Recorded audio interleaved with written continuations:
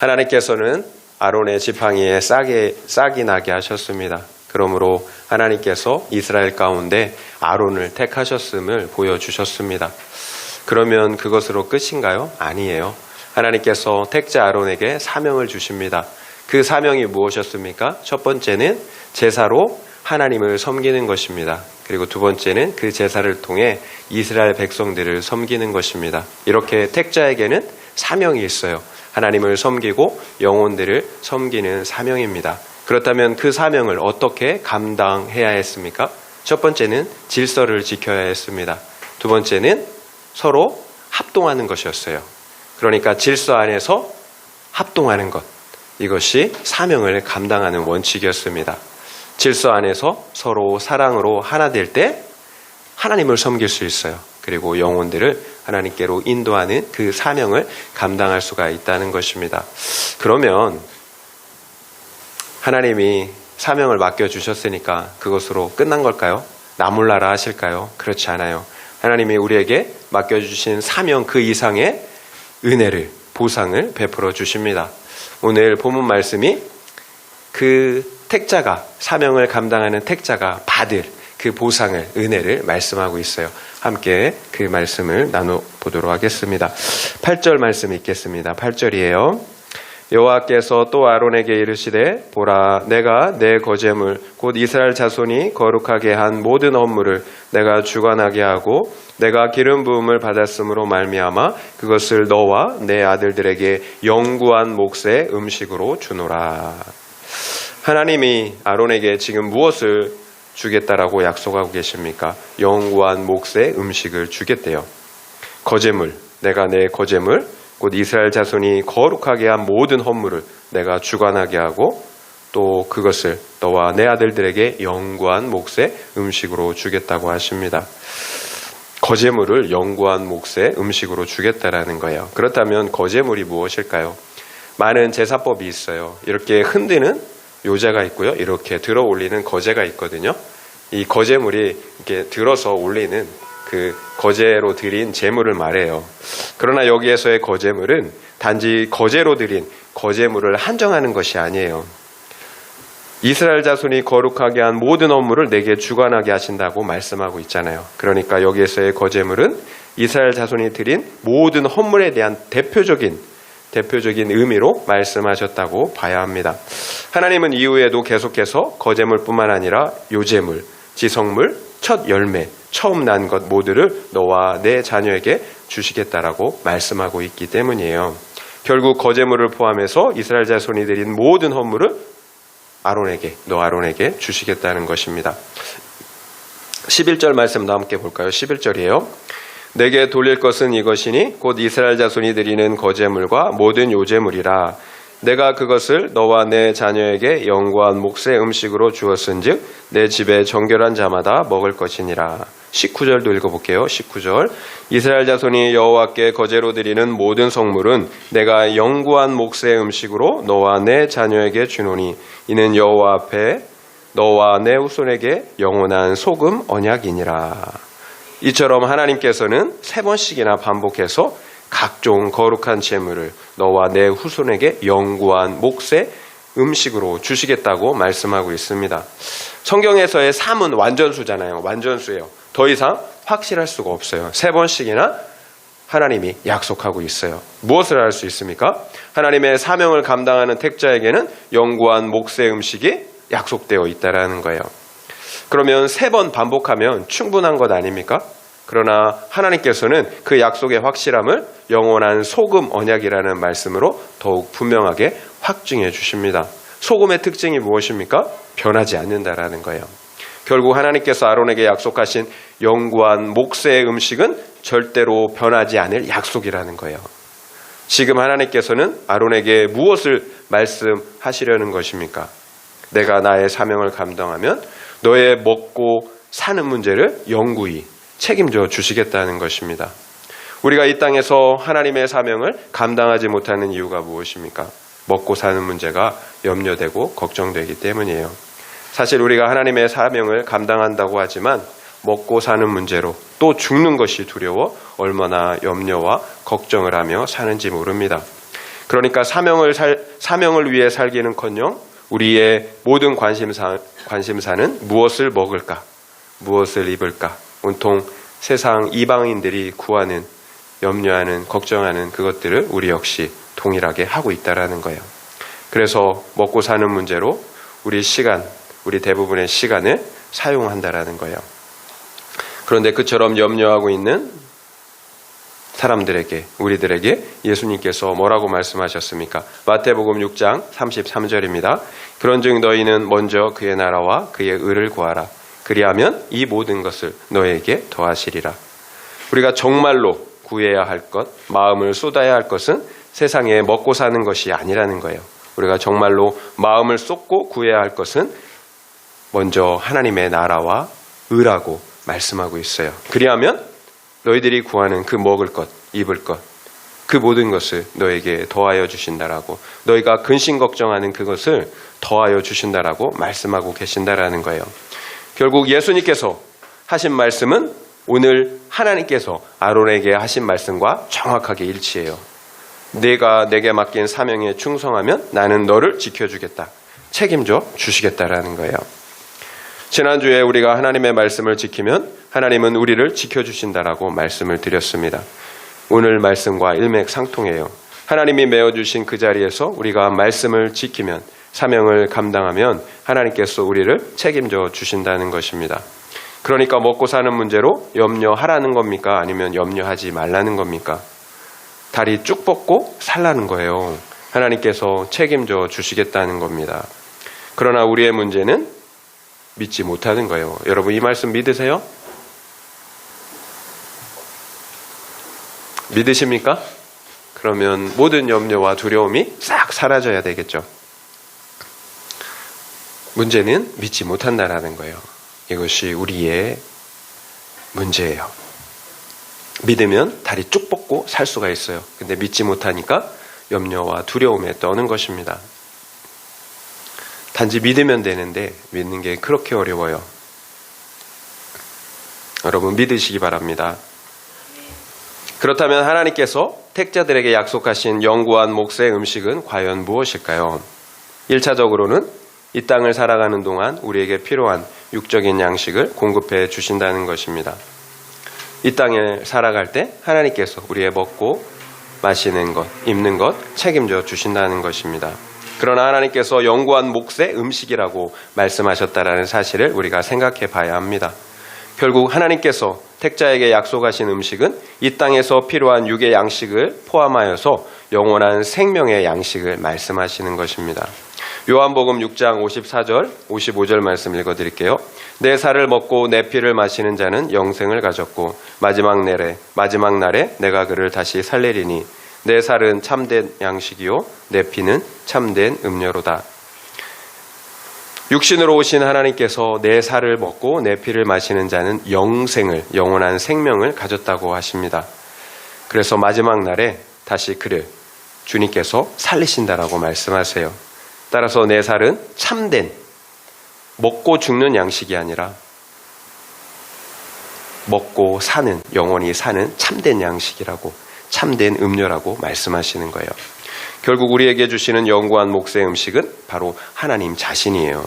자신의 살과 피를 찢어 우리에게 영원한 생명의 양식이 되어 주신다는 것입니다. 우리가 왜 염려하고 두려워할까요? 우리 인간들이 갖는 근원적인 두려움의 이유가 있어요. 죽음이에요. 이것이 우리가 가지는 모든 두려움의 근원적인 이유예요. 그래서 돈에 집착하는 것이고 이 땅의 것을 소유하려고 집착하는 것입니다. 죽음의 문제가 해결되지 않았기 때문에 내 안에서 근원적인 두려움이 있다라는 거예요. 히브리서 2장 14절 15절 말씀 읽어드리겠습니다. 자녀들은 혈과 육에 속하였음에 그도 또한 같은 모양으로 혈과 육을 함께 지니심은 죽음을 통하여 죽음의 세력을 잡은 자 곧 마귀를 멸하시며 또 죽기를 무서워함으로 한평생 매여 종노릇 하는 자들을 놓아주려 하심이니. 우리 주님이 왜 혈과 육을 입으시고 죽으셔야 했는지를, 십자가를 지셔야 했는지를 말씀하고 계세요. 죽음을 통하여 죽음의 세력을 잡은 자 곧 마귀를 진멸하셔야 했기 때문이에요. 그리고 죽기를 무서워함으로 한평생 매여 종노릇하고 있는 우리들을 놓아주셔야 했기 때문입니다. 그렇다면 여러분은 왜 죽기를 무서워하십니까? 분명 하나님께서 죽는 것이 무서워 종노릇하고 있는 자들을 놓아주시려고 십자가를 지셨다고 말씀하시잖아요.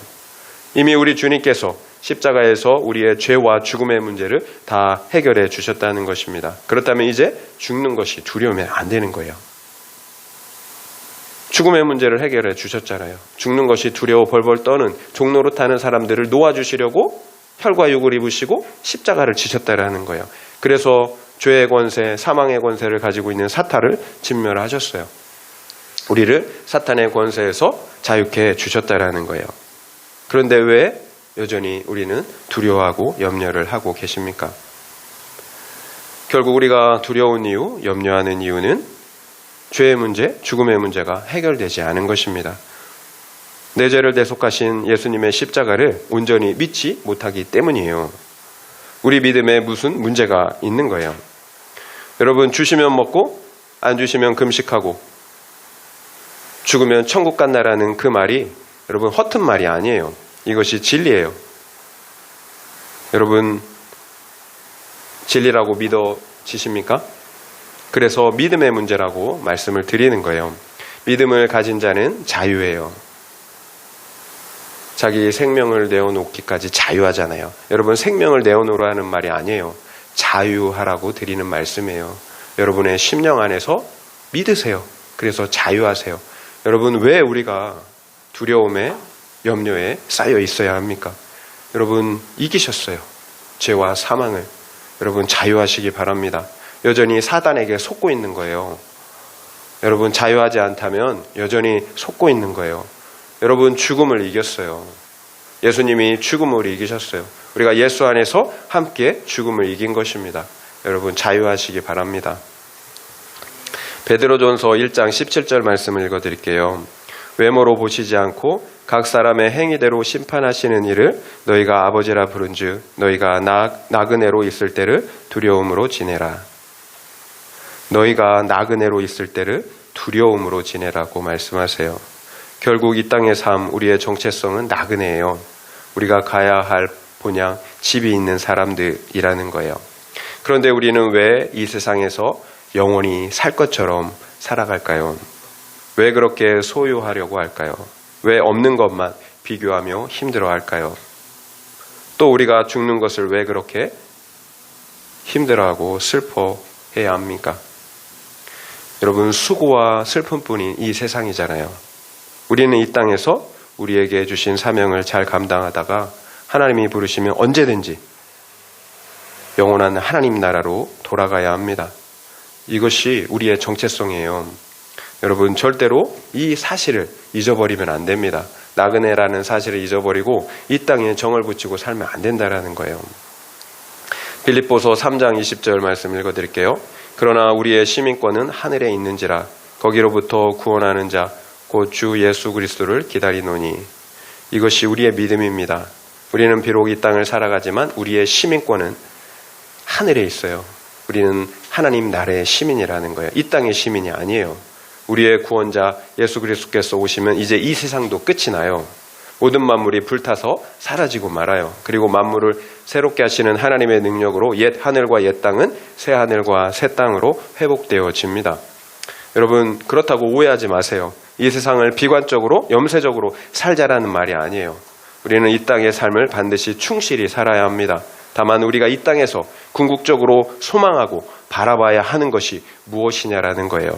우리에게는 분명히 이뤄가야 할 구원과 거룩과 구원, 그리고 감당해야 할 사명이 있어요.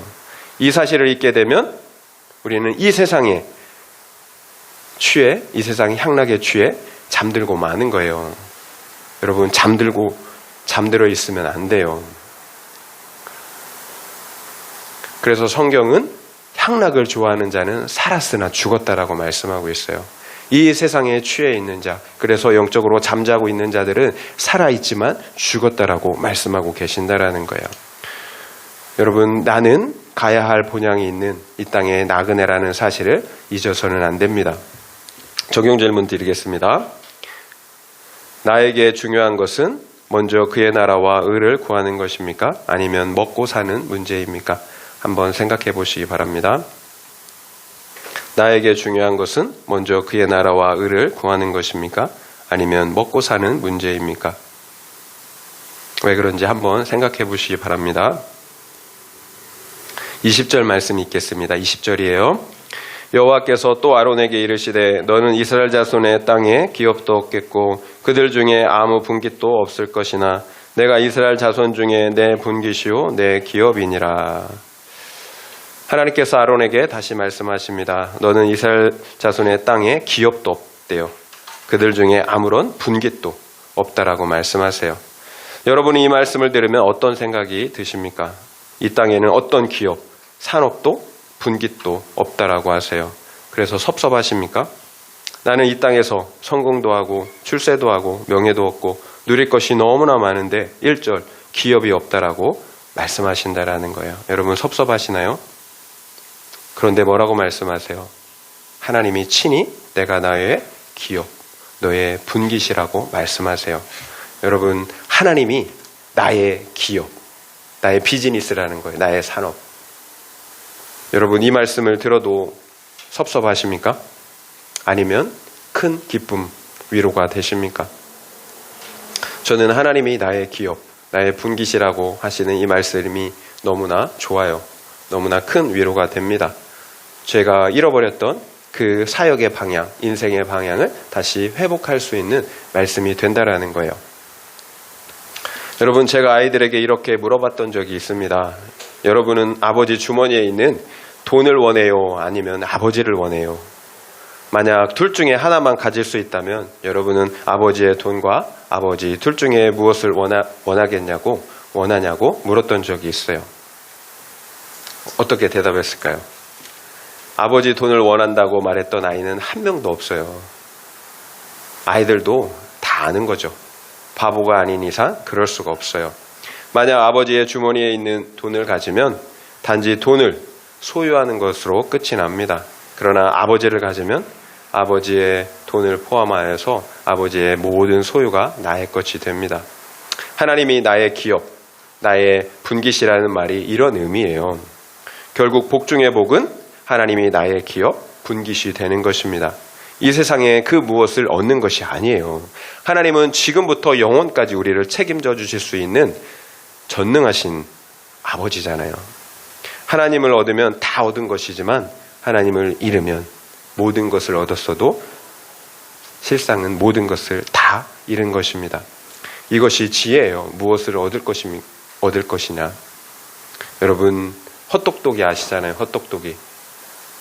여러분 세상의 모든 것을 다 얻어도 하나님을 잃으면 헛똑똑이에요. 여러분 하나님이 나의 기업 분깃이 돼야 합니다. 만약 하나님께서 아론에게 제사장의 직무도 주시고 또 이스라엘 자손 가운데 그 땅에서 기업도 주셨다면 어떻게 되었을까요? 아론이 과연 성소에서 그 사명을 잘 감당할 수 있었을까요? 하나님을 정말 마음 다해 예배하고 그리고 맡겨주신 영혼을 사랑으로 하나님께 인도할 수가 있었을까요? 제사장의 직분도 감당해야 돼요. 그리고 내 기업도 먹고 사는 부분도 내가 돌봐야 합니다. 여러분 이것이 가능할까요? 10중 8구 이도저도 아닌 삶을 살았을 거예요. 결국에는 제사장의 직무의 그 사명을 잃어버리고 말았을 것입니다. 우리 역시 마찬가지예요. 이 세상의 기업과 분깃이 있다면 우리 역시 우리의 마음을 빼앗기고 말 것입니다. 이 세상도 사랑하고 하나님도 사랑하느라 이도저도 아닌 삶을 살게 된다라는 거예요. 우리 예수님께서 종이 두 주인을 섬길 수 없다라고 하신 말씀과 꼭 같습니다. 반드시 한 사람을 더 사랑하게 되어 있어요. 그러면 문제는 영원한 기업, 하나님 역시 잃어버리고 만다는 것입니다. 하나님께서 우리 택자들에게 이 세상에서는 어떤 기업도 분깃도 주시지 않은 이유입니다. 세상을 사랑하느라 영원한 기업 되시는 그 하나님을 잃어버릴 수가 있기 때문입니다. 하나님이 나의 기업과 분깃입니다. 더 정확하게 말하면 하나님만이 나의 기업과 분깃입니다. 여러분 이 사실이 여러분에게 기쁨이 되어야 합니다.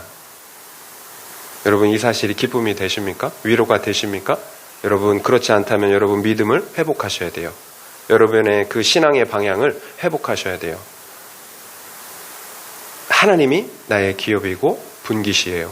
그러면 여러분 기뻐야 합니다. 그렇다면 우리는 어떻게 하나님이 나의 기업이신 것을 알 수가 있을까요? 예수님께서 승천하시기 직전에 제자들에게 마지막 사명을 주시면서 뭐라고 말씀하셨습니까? 볼지어다 내가 세상 끝날까지 너희와 항상 함께 할 것이라고 말씀하셨어요. 하나님은 성령님으로 우리와 함께 하십니다. 그러므로 내가 하나님께 속하였고 하나님은 나에게 속했다라는 사실을 우리가 알 수가 있는 거예요. 결국 하나님의 성령이 친히 우리와 함께 하심으로 우리의 기업의 보증이 되신다라는 사실을 알 수가 있습니다. 그렇다면 실제로 하나님의 성령이 여러분과 함께하고 계십니까? 그래서 하나님이 여러분의 기업의 보증이 되십니까? 그래서 하나님이 여러분에게 참된 만족이 되고 계십니까? 만약 그렇지 않다면 말씀드린 것처럼 우리의 믿음에 무슨 결함이 있는 거예요. 우리의 믿음을 회복해야 합니다. 지금 방향성에 문제가 있는 거예요. 하나님께서 어떤 사람과 함께 하신다고 말씀하고 있나요? 아론처럼 사명을 감당하는 사람이에요. 한마디로 거룩한 사람입니다. 내 죄를 보고 회개하는 사람, 말씀을 듣고 순종하는 사람입니다. 또 하나님을 사랑해서 그 하나님을 원하고 기뻐하는 사람이에요. 하나님은 인격이에요. 자신을 원하고 기뻐하는 그 사람을 기뻐하십니다. 그래서 하나님과 영혼들을 섬기는 그 사명을 기쁨으로 감당하는 그 사람을 하나님이 기뻐하세요. 우리가 왜 내 죄를 보는 회개를 하겠습니까? 왜 나를 메어주신 자리에서 말씀을 지키며 영혼 구원의 사명을 감당하려고 하겠습니까? 또 왜 하나님을 기뻐함으로 예배하며 하나님의 임재를 간구하겠습니까? 하나님이 나의 기업이시기 때문이에요. 하나님을 얻기 위한 것입니다. 하나님이 나의 기업이라는 사실에서 우리가 배워야 하는 삶은 무엇일까요? 배워야 하는 삶의 방식은 무엇일까요? 하나님이 나의 기쁨이 되는 것입니다. 하나님이 나의 유일한 기쁨이 되는 것이에요. 그러면 이 세상의 것들을 못 가졌다고 해서 절대로 낭망하지 않아요. 내가 원하고 바라는 것들을 얻지 못했다고 해서 절대로 비교하며 힘들어하지 않습니다. 절대 낮은 자존감으로 힘들어하지 않는다라는 거예요. 오히려 하나님이 나의 기쁨의 이유, 자존감의 이유가 됩니다. 그래서 나의 모습, 나의 환경이 어떠할지라도 담대해야 하고 당당할 수가 있는 거예요. 여러분, 많이 주시면 많이 먹으면 돼요. 적게 주시면 적게 먹으면 됩니다. 말씀드린 것처럼 죽으면 천국 가는 거예요. 하나님이 나의 영원하신 기업이기 때문이에요. 하나님 아버지께서 나에게 가장 좋은 것으로 주신다라는 사실을 믿기 때문입니다. 그래서 일희일비하지 않아요. 모든 것이 합력하여서 나의 선을, 구원을 이룬다라는 확신을 가지고 있기 때문입니다. 그럼에도 아무리 소중한 것을 가져도 그 가치를 우리가 모르면 소용이 없잖아요. 마치 예수님께서 너희 거룩한 것을 개에게 던지지 말라라고 말씀하신 것처럼, 너의 진주를 돼지에게 던지지 말라고 말씀하신 것처럼, 우리가 하나님의 가치를 모르면 소용이 없어요. 그 가치를 모르면 빼앗겨요. 하나님은 당신의 가치를 아는 사람을 기뻐하십니다. 그리고 그 사람과 친히 함께 하세요. 여러분은 언제 사명을 잘 감당하십니까? 돈이 기쁨일 때입니까? 아니면 사람이 기쁨일 때입니까? 아니면 하나님이 나의 기쁨일 때 사명을 잘 감당하십니까? 저 역시 말씀드린 것처럼 방향을 잃고 낙심할 때가 있어요. 하나님이 아니라 나를 의지할 때, 사람과 환경을 의지할 때더라고요. 그러면 실망해요. 나에게 실망하고 사람에게 실망하고 하나님께 실망합니다. 그런 그때에 이 말씀을 제가 묵상한 것 같아요. 그래, 하나님만 나의 기업이지, 하나님만 나의 분깃이지. 그러면 잠시 놓쳤던 사명을 회복하는 것 같아요. 사명에 대한 그 열정을 회복하게 됩니다. 우리의 믿음을, 나의 믿음을 회복하게 되더라고요. 그런데 그렇다고 제 마음이 완전히 이렇게 바뀌지는 않더라고요. 하나님이 나의 기업이라는 말씀이 당장 나를 완전히 바꿔놓는 그런 큰 위로가 되지는 않더라는 거예요. 그러면 끝인가요? 아니에요. 내가 그만큼 하나님이 아닌 이 세상의 그 무엇에 빠져 있었다라는 증거예요. 그래서 이 말씀이 들어도 내가 그렇게 온전하게 변화되지 않는 것입니다. 하나님이 아닌 그 무엇을 기업으로 삼았던 것을 우리가 회개하고 돌이켜야 합니다. 하나님과 그 사명을 잊고 나의 행복과 성공만을 위해 살았던 것을 회개하고 돌이켜야 합니다. 방향을 잃어버린 거예요. 그리고 하나님만이 나의 기업, 나의 분깃이라는 사실을 믿음으로 여러분 회복하셔야 합니다. 세상 음료에게 빼앗긴 우리 마음이 쉽게 돌아서겠습니까? 여러분, 내가 사랑하는 대상, 그 사람에 대한 마음이 쉽게 돌아섭니까? 세상에 대한 우리의 마음이 그래요. 계속 믿음으로 주장해야 돼요. 우리의 마음을 하나님께 드리는 시간이 필요하다라는 거예요. 그래서 절대적으로 하나님의 은혜가 필요합니다. 여러분, 이 세상의 모든 것을 다 이뤄도 하나님만 있으면 된 거지. 하나님만 나의 기업, 나의 분깃이면 된 거지. 여러분, 이런 믿음을 가지고 계셔야 합니다. 그리고 이 믿음을 가지고 선포하세요. 계속 여러분 되뇌이세요. 하나님이 나의 기업이지. 하나님이 나의 분깃이지. 여러분의 마음에 무엇이 들어오려고 할 때, 여러분이 힘들 때 하나님이 나의 분깃이지. 하나님이 나의 기업이시지. 여러분 이렇게 믿음으로 선포하세요. 그러면 하나님이 우리의 기쁨의 이유가 되세요. 이것이 최고의 복이에요, 여러분. 이 땅에서 누릴 수 있는 최고의 복.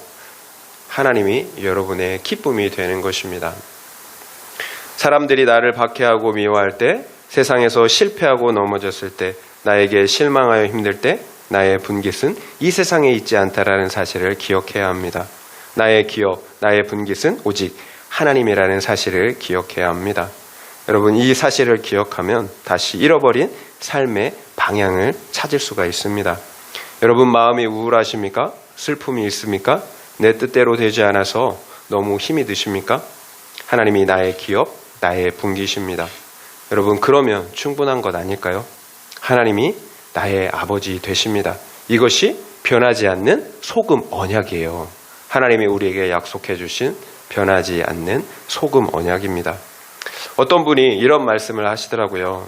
이 세상에 힘든 일도 참 많이 있는데 왜 자꾸 영적인 것만, 내세의 삶만을 강조하느냐.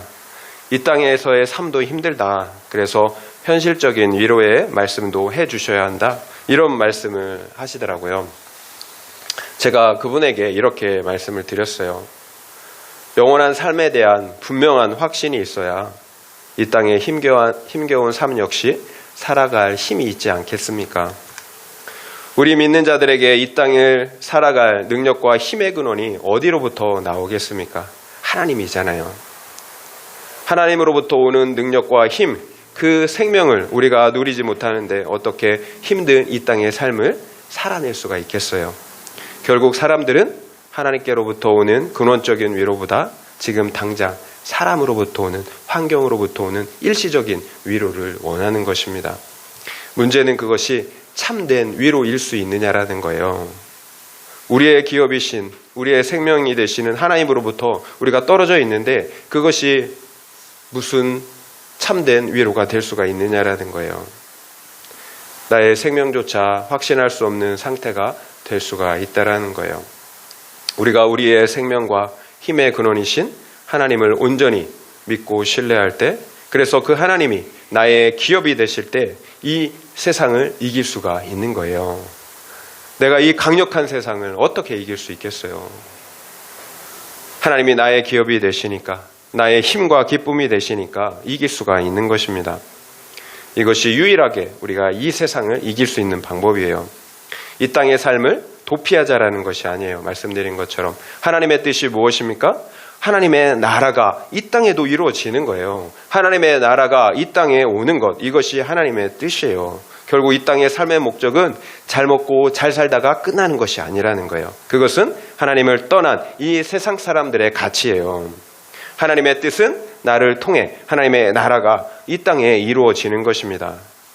그렇다면 나만의 생존을 위해, 나만을 위해 산다면 그것이 무슨 유익이 있겠어요? 무슨 의미가 있겠어요? 반드시 사명을 위해서 살아야 합니다. 그리고 우리의 거룩과 구원을 위해서 살아야 합니다. 그럴 때 하나님이 분명한 나의 기업이 되십니다. 나의 힘과 능력과 소망이 되세요. 그러면 우리가 이 세상을 이기는 거예요. 결국 우리가 힘든 이유는 하나님이 없이 살기 때문이에요. 하나님이 나의 기업이 아닌 상태에서 살기 때문에 힘든 거예요. 우리가 하나님을 인정하고 의지한다고 하지만 하나님을 놓친 거예요. 그래서 하나님 나라의 백성으로 우리가 사는 것이 아니라 이 세상의 백성으로, 이 세상이 전부인 것처럼 사는 것입니다. 이것이 우리에게 참된 평안이 없는 이유, 안식이 없는 이유예요. 하나님을 놓쳤는데 어떻게 우리가 안식과 평안을 누릴 수가 있겠습니까? 결국 우리가 지금 생존만을 위해 살고 있다면 정말 중요한 것을 놓치고 있는 것입니다. 여러분, 야성을 잃은 호랑이를 보세요. 작은 막대기가 무서워서 사람 앞에서 재롱을 부려요. 여러분, 그것을 보실 때 어때요? 호랑이 입장에서 한번 보세요. 호랑이 입장에서. 우리 크리스찬이 죽는 것이 무서워, 먹고 사는 것 때문에 두려워, 떠는 것. 그래서 때로 거짓말하고 편법으로 돈을 취하고 세상 사람들처럼 그렇게 비굴하게 살고 있지는 않느냐라는 거예요. 하나님의 자녀로서의 권위가 없어요. 그리스도인으로서의 야성, 생명력을 잃어버린 거예요. 어떤 분이 커다란 물고기를 잡아서 어탁을 떴다고 합니다. 여러분, 어탁 아시죠? 이렇게 물고기가 어떻게 생겼는지 이렇게 찍는 거예요. 그분이 어탁을 이렇게 만들고 그 밑에 이렇게 써서 교훈을 삼았다고 합니다. 그때 내가 미끼만 물지 않았다면 나는 광활한 바다에 있었을 텐데. 이 세상 유혹을 이길 힘이 우리에게 없어요. 그래서 무는 거예요.